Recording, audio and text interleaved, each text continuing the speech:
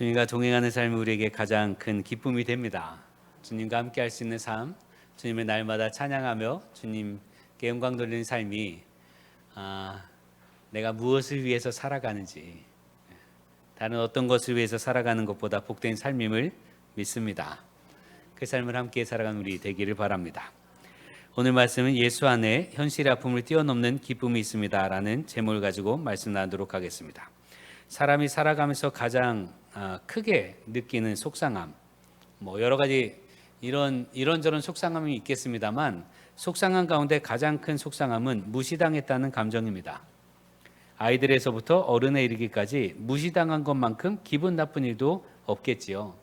최근에 초등학교 선생님들이 스스로 목숨을 끊는 일들이 있어서 굉장히 속상하고 안타까운데, 왜 그런 일들이 벌어졌는가? 악성 민원 때문이라고 하지만 결국 교사로서의 자존심을 무너뜨렸기 때문이겠지요. 선생이면 다라고 하든지, 내 아이를 어떻게 했다 하든지, 내가 이렇게 이런 취급을 당하려고 혹은 이런 일을 겪으려고 교사가 된 게 아닌데 라는 생각을 했을 거란 말입니다. 그럼 아이에서 어른의 일까지 무시당하면, 내 자존심이 상하면 사람들은 감정이 상합니다. 속상해하고요. 더러는 무시당한 것 때문에 생명을 포기하기도 하는 것이 우리 모습이기도 합니다. 그런데 곰곰이 돌아보면 세상은, 인류는 늘 차별하기도 했고요. 자신보다 못하다고 여기면 무시하며 살아왔습니다. 세상의 모든 사람들, 우리의 악한 습성이 뭔가 하면 나보다 작은 사람, 나보다 부족한 사람, 나보다 연약한 사람, 나보다 힘이 없는 사람은 무시합니다. 그게 우리의 악한 모습이기도 합니다. 근대 이후에 각 나라에서 신분제는 사라졌지요. 그렇지만 그 뿌리의식은 쉽게 없어지지 않습니다. 도리어 다양한 방법으로 차별을 당연시 해왔고, 차별을 하기도 하고 무시하기도 하지요. 지금 우리나라에 외국인 노동자들, 이주 노동자들 혹은 이주 주민들이 많이 오잖아요. 사실 농촌이나 혹은 공사 현장에 보면 말 그대로 이주 노동자들 없으면 우리나라 돌아갈 수가 없습니다. 시골 농장에는요, 전부 외국인들이 일해요. 그런데 참 묘하게 사람들이 어떻게 합니까? 무시합니다.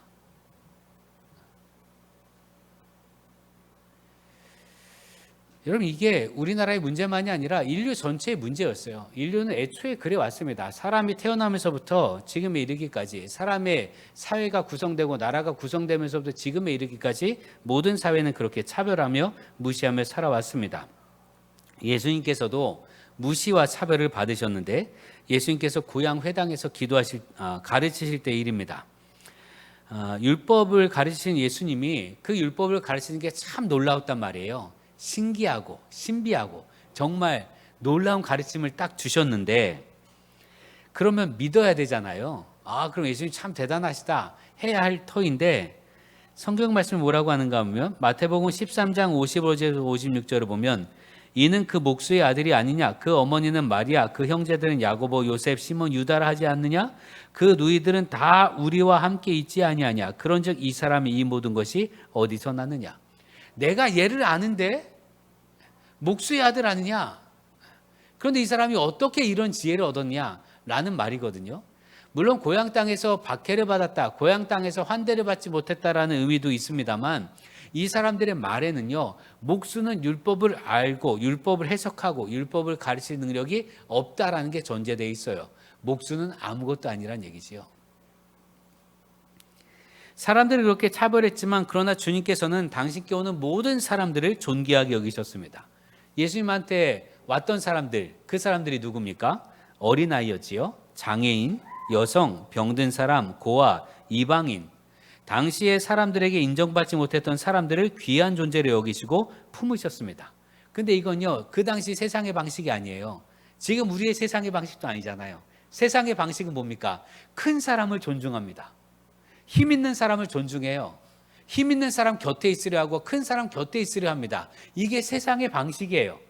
그런데 예수님께서는 그것과 반대로 약자, 어린아이, 장애인, 여성, 병든 사람, 당시에 정말 아무것도 아니라고 여기던 사람 곁에 계셨고, 그들에게 곁을 내어주셨습니다.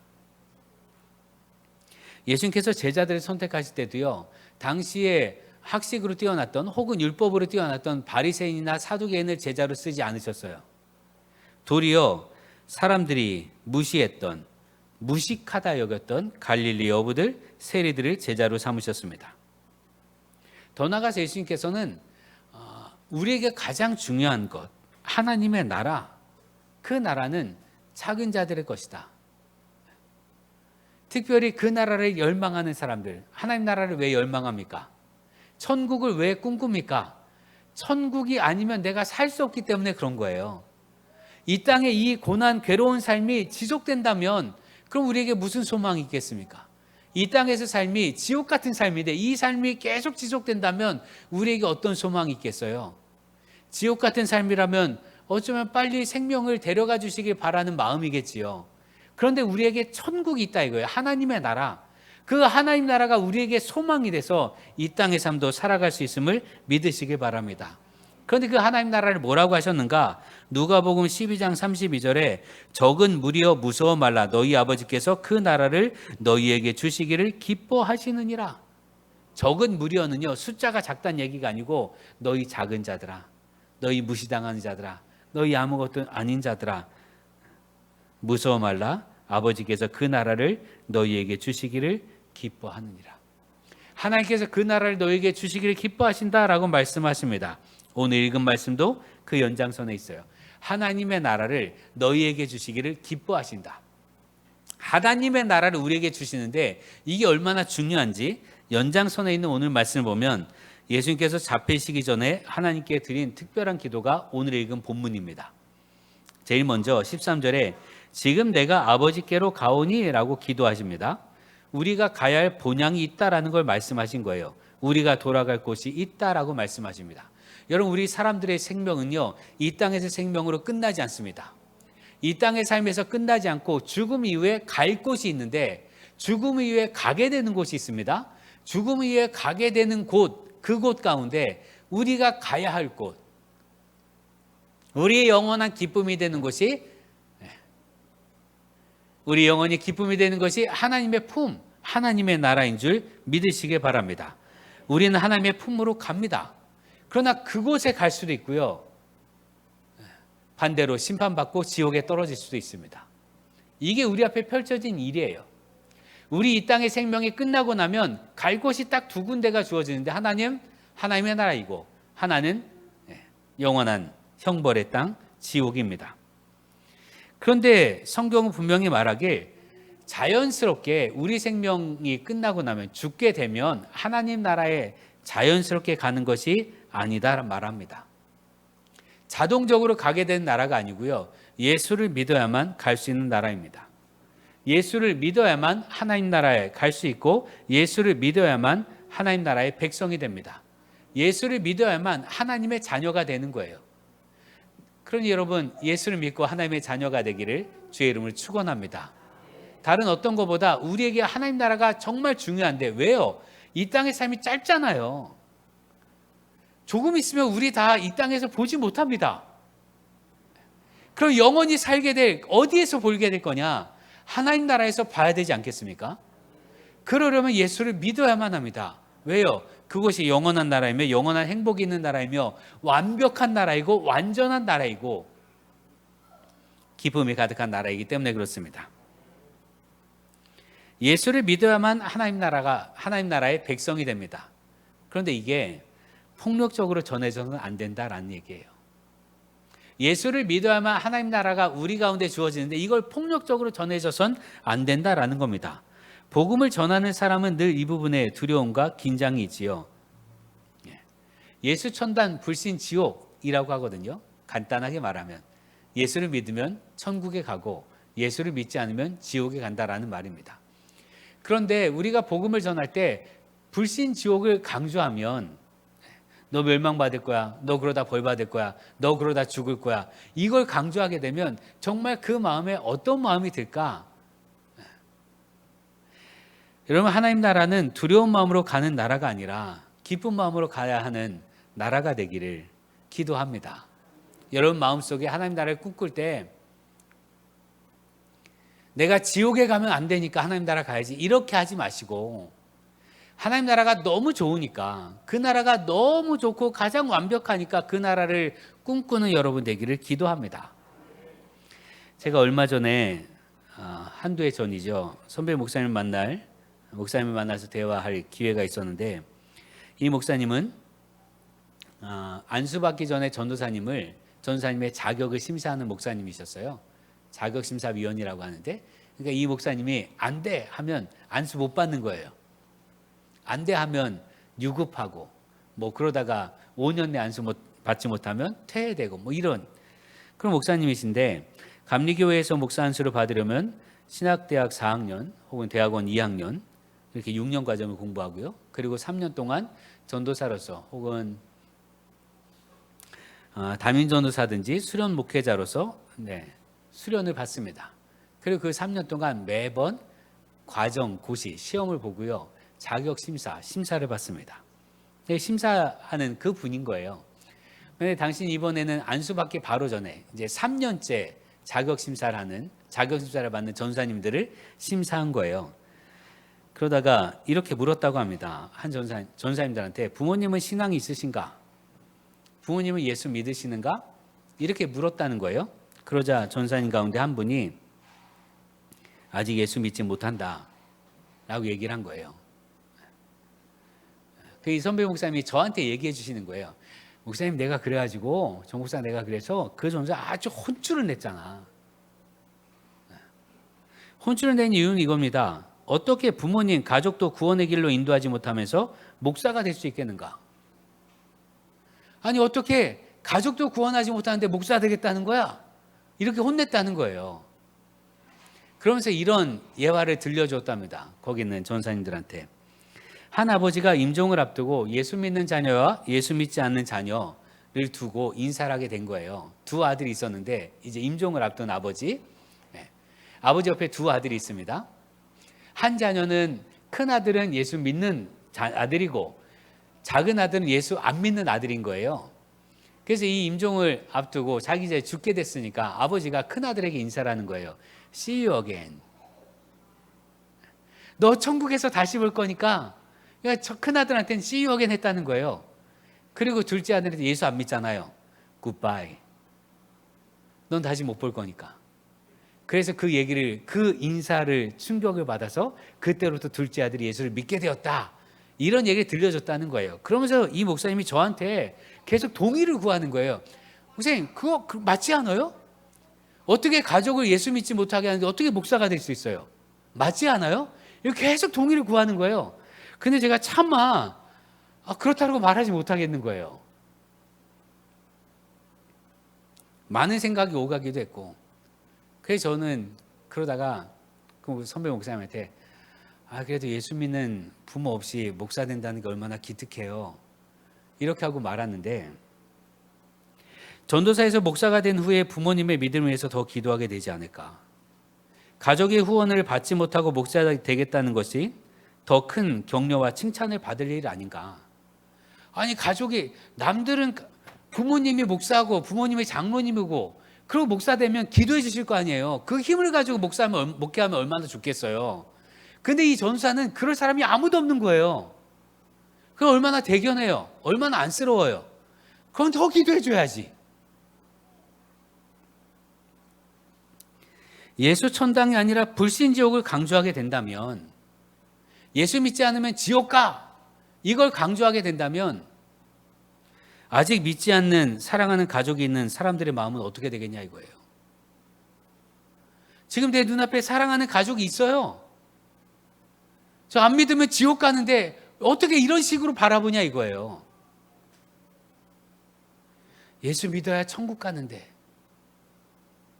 예수 믿어야 같이 행복하게 살아가는데, 예수 믿어야 같이 영원히 하나님 나라에서 기쁨으로 살아가는데, 이런 마음으로 봐야지. 저거 안 믿으면 지옥 가는데 이런 마음을 어떻게 보냐 이거예요. 여러분, 신앙생활에 있어서는요, 좋은 걸 맛봐야 신앙생활을 할 수 있습니다. 좋은 걸 맛봐야 그걸 할 수 있을 거 아니에요. 여러분, 아이들에게 밥을 먹일 때 너 이거 안 먹으면 죽어, 너 이거 안 먹으면 배고파 죽어, 너 이거 안 먹으면 굶어 죽어, 이렇게 말하면서 먹이는 부모가 어디 있어요? 네? 이거 맛있어, 이거 얼마나 맛있는데, 이거 얼마나 좋은데, 이러면서 먹이잖아요. 하나님 나라도 마찬가지라 이거예요. 천국도 마찬가지입니다. 천국이 얼마나 좋은지 이걸 전해야 한다 이거예요. 이걸 전하려면 내가 그걸 맛봐야지. 내가 하나님 나라의 기쁨을 알아야 그 나라를 전할 수 있는 거 아니에요. 내가 내내 신앙생활하는 가운데 하나님 말씀을 듣지 않아서 벌받는 신앙생활만 했다면, 하나님의 심판만 받는 신앙생활을 했다면, 두려운 하나님으로만 여겼다면 내가 어떻게 천국의 기쁨을 전할 수 있겠습니까? 바라기는 천국의 기쁨을 전하는 우리가 되기를 주의 이름으로 축원합니다. 예수님은요, 하나님 말씀을 스스로 지녔다고 하는 사람들 있잖아요. 바리새인, 사두개인. 말씀을 갖고 있는데 그 말씀대로 하지 않는 사람들에겐 강하게 견고하셨어요. 강하게 꾸중하셨고요. 그들은 심판대 위에 올려놓는 심한 말씀도 하셨습니다. 화 있을진저 바리새인과 사두개인들이요, 회칠한 무덤 같은 자들이요, 이렇게 엄히 경고하셨어요. 왜요? 그들은 말씀을 갖고 있으니까. 그들 스스로 말씀이 있다고 하는데 말씀대로 살지 않으니까. 여러분, 당시에 천국은요, 바리새인과 사두개인의 허락을 받아야만 들어갈 수 있는 것처럼 여겼단 말이에요. 왜요? 바리새인이요, 사람을 보고 넌 좀 괜찮아, 넌 괜찮은 신앙이냐 하면 천국에 들어갈 것 같았고, 야, 너 안식일도 어겨? 넌 안 돼 하면 안 될 것 같았단 말이에요. 그 사람들에겐 예수님께서 엄히 경고하셨습니다. 너네가 천국문 앞에 서서 너희도 들어가지 않고 들어가려고 하는 사람도 들어가지 못하도록 막는도다. 화 있을진저. 여러분, 그러니 말씀을 갖고 있으면서도 그 말씀을 믿지 못하고 말씀대로 순종하지 않는 우리에게 주님께서는 똑같이 말씀하실지도 모릅니다. 특별히 내가 말씀을 갖고 내가 말씀을 잊었고 내가 신앙생활을 하는 가운데 특별히 직분이 올라가면 올라갈수록 평신도에서 집사에서 권사에서 장로가 될수록 주님 말씀을 듣지 않고 순종하지 않으면 하나님께서 말씀하시는, 예수님께서 말씀하시는 엄히 경고하시는 그 말씀을 들을 수밖에 없습니다. 왜요? 말씀을 가졌다고 하니까.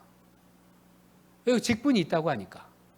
직분이 있다고 하면서도 말씀을 듣지 않는데 그럼 그들을 향해서 주님께서 뭐라 하시겠냐 이거예요. 목사도 마찬가지죠. 목사로 가면서 주님 말씀을 듣지 않는다면 엄히 경고하신 주님 말씀을 들을 수밖에 없습니다. 그러나 예수님께서는 그 외의 사람들 있잖아요. 말씀을 깨닫지도 못하는 어리석은 사람들, 말씀을 읽을 시간조차 없는 사람들 있잖아요.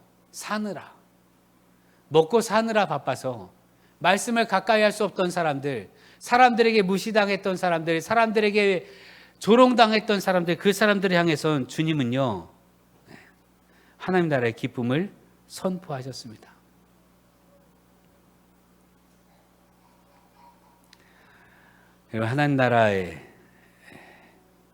하나님 나라는 기쁨으로 가게 되는 나라인 줄 믿습니다. 예수님께서는요, 이거 안 돼 하면서 겁주면서 믿음을 갖게 하지 않으셨고요. 좋은 것을 보이셔서 그래서 하나님 나라를 꿈꾸게 하셨어요. 말씀을 들려주셨지요. 함께 먹었지요. 굶주렸을 때 함께 먹였지요. 병든 자 고쳐주셨지요. 주님께서는 기적들을 행하시면서 야, 하나님 나라 진짜 좋아, 이렇게 하시면서 주님 나라를 말씀하셨단 말이지요. 그 하나님, 곧 예수님께서 아버지께로 간다고 말씀하셨습니다.